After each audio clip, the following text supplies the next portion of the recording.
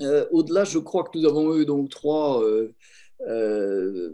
contributions qui font honneur au thème général de ce colloque, hein, je le rappelle, traduction automatique et usages sociaux des langues, quelles conséquences pour la diversité linguistique, et je me demande dans quelle mesure finalement le problème général qu'on aborde depuis tout à l'heure, c'est quelle définition est-ce qu'on voudra bien donner aux mots traduction et traducteur, hein.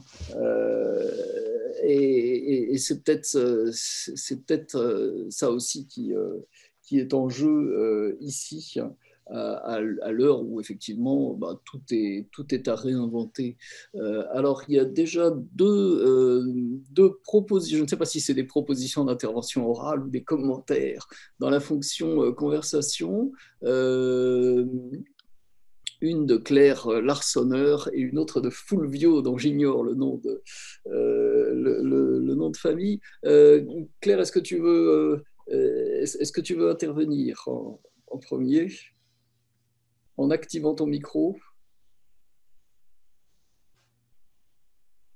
Merci Nicolas. Et effectivement, je vais commencer par rebondir sur ce que tu... Vous m'entendez bien? Oui, Rebondir sur ce que tu viens de dire, c'est-à-dire il y a la traduction, puis dans mes dernières interventions, je plaide pour qu'on parle de la traduction neuronale comme une computation linguistique, parce que ce n'est pas la même chose. Et pas de traduction, hein. Aurélien a très bien montré comment c'était une opération complexe. Ce que je voulais dire, c'est partager un petit peu des constatations très récentes. Je me suis lancée dans l'étude systématique des 50 articles de recherche en IA sur la traduction neuronale dans Google Scholars. Donc, ce sont des articles écrits par les informaticiens et les mathématiciens, ce qui était une expérience de la différence. Je ne prétends pas comprendre les, les équations, mais je les ai lues en tant que linguiste. Et ce qui m'a vraiment frappée, c'est à quel point leur approche de la langue est complètement différente de la nôtre. Et je prendrai juste un exemple.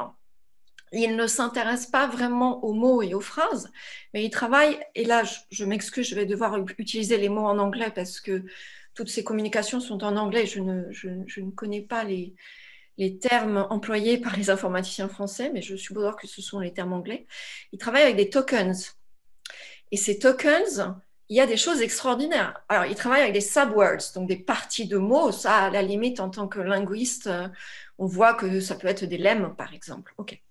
Mais ils travaillent aussi avec des softwords. Softwords, c'est la distribution statistique d'un mot dans un corpus. Et ils travaillent aussi avec des word embeddings, qui ne sont pas qui ne sont pas des mots, qui ne sont pas non plus des ensembles, des parties de phrases, des syntagmes, mais qui sont des vecteurs, et c'est-à-dire, en fait, ils appellent ça dynamic arrays. Donc, c'est un groupe de mots, mais qui peut être amené à évoluer en fonction, évidemment, des récurrences statistiques. Et ils travaillent avec des ensembles en n-grammes. N-grammes, c'est quand vous découpez un texte en sous-ensembles qui ont une taille qui défend votre n. Donc, si vous prenez vos unités sont des mots, et vous faites un gramme, c'est un mot. Mais 2 grammes, c'est deux mots accolés. Donc, voilà, quelques exemples précis pour vous montrer qu'il y a une pensée de la langue chez les informaticiens qui n'a rien à voir avec la nôtre, qui serait d'ailleurs fascinante à creuser parce que c'est une autre forme de diversité linguistique, mais qui du coup ramène notre expérience de la langue à effectivement, comme le soulignait aussi Aurélien, à des items qui sont industrialisables, parce que le but de tout ça, c'est d'arriver à la chaîne de production fordiste avec des écrous, des boulons qu'on peut facilement manier et articuler.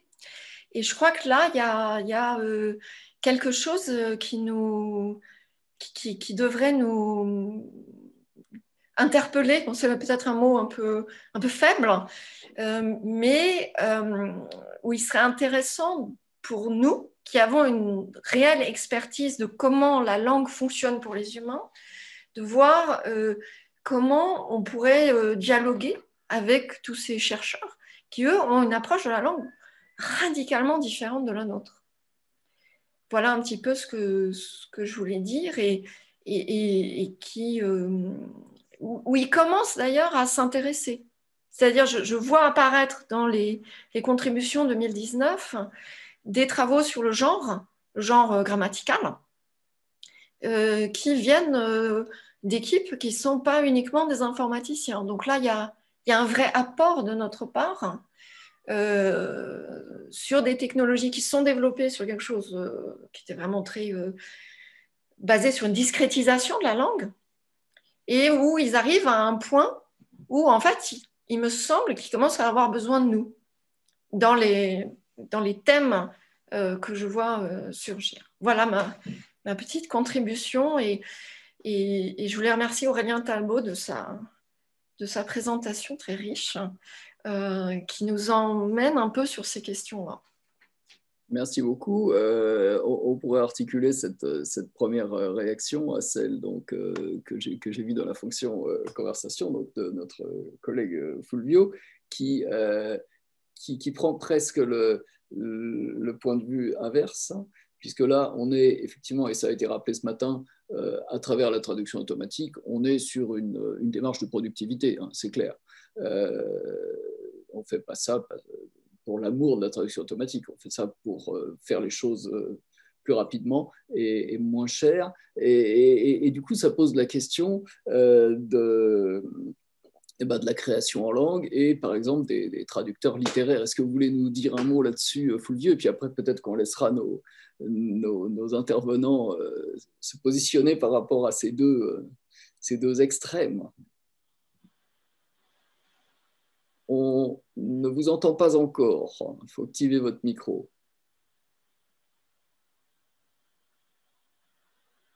Voilà. Voilà.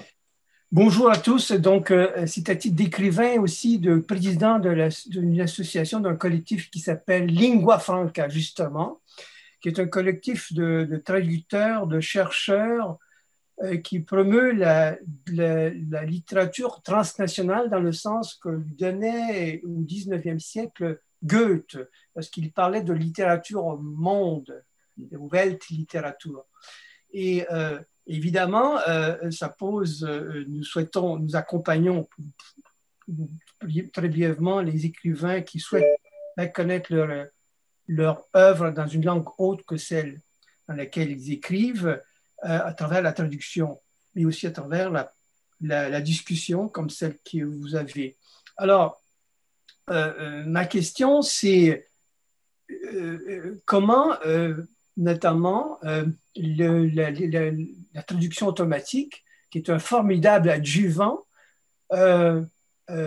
des langues, peut permettre justement l'enrichissement et le transport au sens métaphorique du terme. Et là, il y a un vrai enjeu pour l'écrivain. L'écrivain qui est l'artisan de la langue, comme le disait Paul Valéry. C'est dans ce sens que je veux, porter ma contribution à cette réflexion sur la traduction automatique, parce que il me semble que les langues, justement, sont nées au début, durant le Moyen Âge, dans un processus nos langues vernaculaires sont nées dans un processus de traduction. Lorsque le latin devient incompréhensible comme lingua franca de la culture, eh bien, il y a une brèche dans laquelle s'inscrivent, s'insèrent les vernaculaires qui vont être portés justement par les poètes dans leur affirmation qui va devenir beaucoup plus tard nationale. Et cette volonté d'affirmer leur singularité, elle va s'exprimer à travers justement la puissance de métaphorisation. Et c'est ça qui est un enjeu majeur, je pense, de la traduction automatique, mais aussi, évidemment, de nos sociétés contemporaines. et c'est à la fois un paradoxe et aussi un défi. Voilà. Évidemment, on pourrait parler beaucoup plus longuement, mais je voulais porter à votre attention que, à cet égard, notre association avec d'autres, je pense, on va réfléchir à ces questions en tout début janvier lors d'un colloque auquel je souhaiterais vous inviter à participer à travers donc, ces initiatives-là. Voilà, j'ai terminé. Merci beaucoup. Et donc là, on tient vraiment la chaîne du multilinguisme par les deux bouts, je pense. Il nous reste 12 minutes. Peut-être qu'on peut déborder un petit peu. Je ne sais pas ce qu'en diront nos organisateurs. Est-ce que vous voulez, donc, les uns et les autres, Jean-Louis, Aurélien, Jacques, vous positionnez par rapport à ce, comment dirais-je, ce continuum qui vient d'être exprimé, peut-être dans l'ordre initial d'apparition, Jean-Louis. Donc tu te contentes d'acquiescer prudemment, Aurélien. Déjà, je voudrais donc remercier Claire Lassonneur pour ses commentaires. Et donc, par rapport à ce que vous disiez sur, enfin, ce qui a été dit sur le rapport de la linguistique qui ont les informaticiens et ceux qui pourraient avoir les traducteurs linguistes, eh bien, il me semble qu'effectivement, on peut saisir, et c'est ça que j'ai essayé de faire en fait j'ai proposé, c'est-à-dire on peut saisir l'occasion de la traduction automatique pour revenir un petit peu sur ce que disait aussi Nicolas Freliger récemment, c'est-à-dire revenir sur les présupposés d'une certaine pensée de la traduction, d'une certaine traductologie, revenir sur ces présupposés, essayer de revenir critiquement, d'actualiser nos présupposés, notre idée de la traduction et de la traductologie. Et c'est bien ça à quoi ça nous invite. Et là, d'après moi, il y a un enjeu qui est celui de la bonne distance. C'est-à-dire quelle distance est-ce qu'on a par rapport à ces techniques. Et c'est là que donc, le recours à deux extrêmes me semble aider, c'est-à-dire soit d'un côté on aurait ceux qui seraient technophiles et de l'autre technophobes, et donc entre ces deux écueils, disons, essayer de trouver une voie pour approcher de manière raisonnée, raisonnable, objective si possible, ces transformations, ces disruptions, cette disruption. Et d'ailleurs, on peut aussi retourner les choses, et c'est ça que je pense qu'on peut voir aussi dans l'histoire de la traductologie récente, c'est qu'on peut se demander si la traductologie n'avait pas aussi des métaphores techniques dans son vocabulaire, comme vous disiez qu'il y avait des métaphores techniques finalement dans le vocabulaire des linguistes des traitements automatiques des langues. Eh bien, on peut retrouver aussi à travers la traductologie récente, on pourrait essayer de rechercher un petit peu cette imprégnation finalement des transformations techniques dans la traductologie. Voilà. Merci beaucoup. Jacques Collardeau, vous voulez Oui, je vais rebondir sur le littéraire. La revue Théâtre du Monde d'Avignon m'a demandé de travailler sur un article sur les passeurs du théâtre en langue étrangère pour le public français. Je vais travailler sur une auteure américaine, Anna Dever Smith, qui est noire, et sur 2 pièces de cet auteur qui sont profondément intégrées, articulées sur la culture des Noirs aux États-Unis. Traduire en français, c'est presque facile, mais comment peut-on faire passer pour une pièce de théâtre, sur une scène de théâtre, tout ce qu'est la culture des Noirs aux États-Unis, en France, où on n'en connaît pas le moindre pourcentage. Et là, on a vraiment le problème de la traduction. Traduire, ce n'est pas prendre un texte et donner un autre texte. Traduire mot à mot, lemme à lemme ou tout ce que l'on veut, que ce soit automatique ou que ce soit humain, c'est aussi transposer, transporter toute une culture d'une langue dans une autre langue où cette culture n'existe a priori pas, et donc il faut la construire. Et là, on a le véritable enjeu du traducteur, un traducteur humain qui va traduire une pièce de théâtre américaine, moderne, etc., etc., pour une scène française, va avoir ses problèmes culturels à prendre en compte. C'est énorme, c'est lourd et c'est extrêmement difficile car il peut, par le texte qu'il va proposer, trahir la culture originelle. Comment ne pas trahir? Vous savez très bien que traduire est toujours trahir d'une façon ou d'une autre, traduction, trahison, et oui, mais c'est bien là l'enjeu de la traduction. Dès qu'on passe, dès qu'on quitte le domaine purement technique, hyper standardisé, comme à Bruxelles, et qu'on entre dans une langue qui n'est plus standardisée, il y a toute une culture en arrière-plan qui doit passer, et comment la fait-on passer? Voilà. À vous. Merci beaucoup de nous avoir rappelé ce dicton effectivement séculaire, traduttore, traditore, qui est un point de vue sur la traduction. C'est pas le seul, c'est pas le seul possible, mais effectivement, il sera intéressant, enfin, en fait, à vrai dire, ça a été fait, de revenir sur l'historicité de ce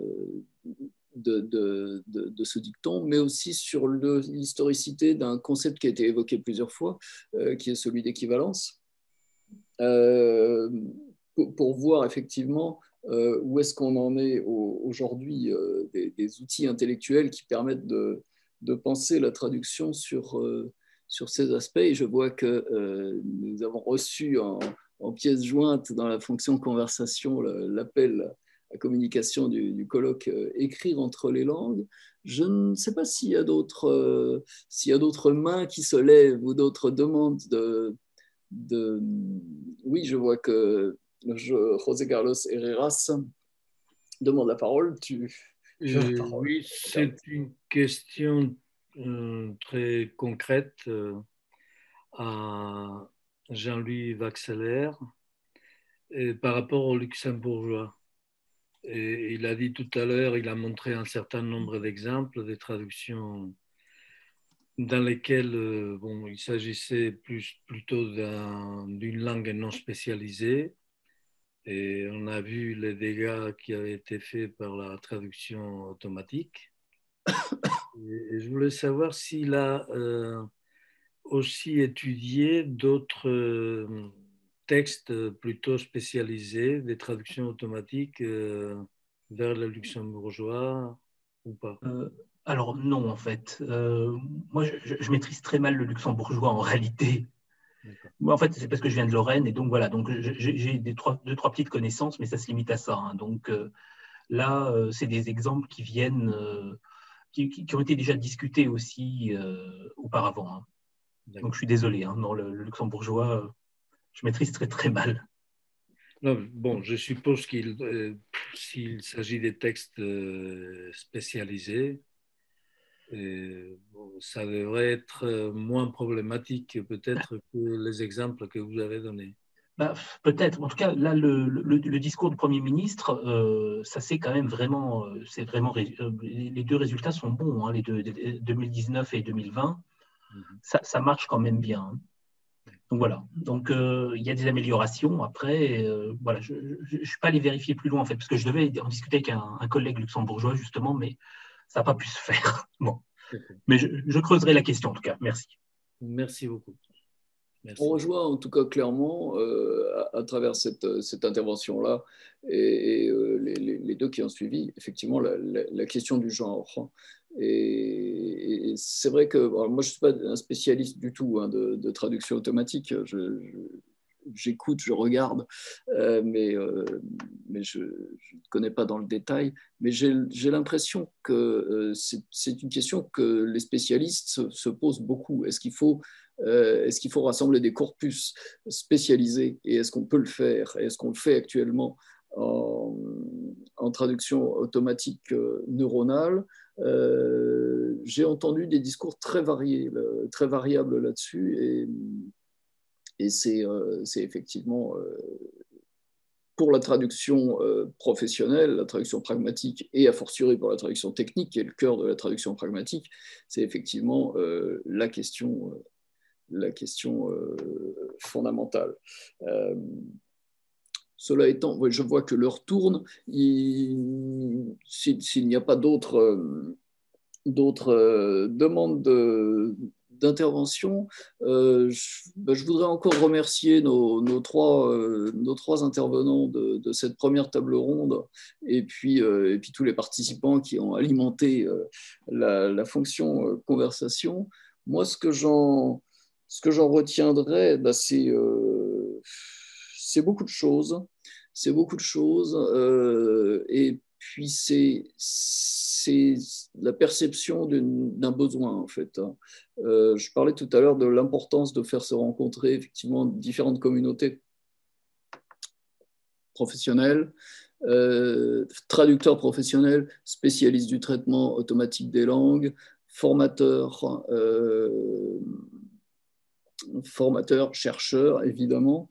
Et je crois que c'est vraiment nécessaire autour des questions contemporaines de la traduction. C'est ce qui avait été fait lors des 2 colloques Tralogie qui avaient eu lieu en 2011 et 2013.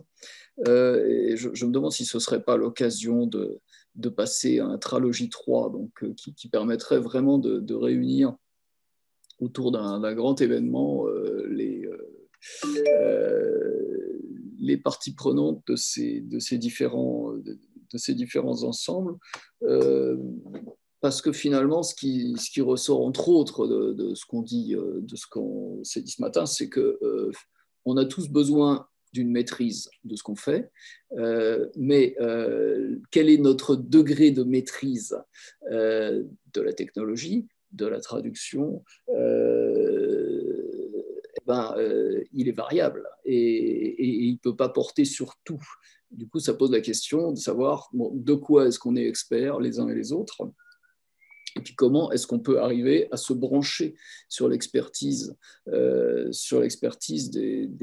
autres experts. Et ça, c'est une vraie question de recherche, mais c'est une question éminemment concrète et pratique et professionnelle. Donc voilà, si quelqu'un a envie d'organiser un Tralogie 3, je crois que ce serait le moment. Et cela étant, il est 12 heures, nous avions jusqu'à 12 heures pour cette table ronde. Je vais peut-être repasser la parole à nos organisateurs qui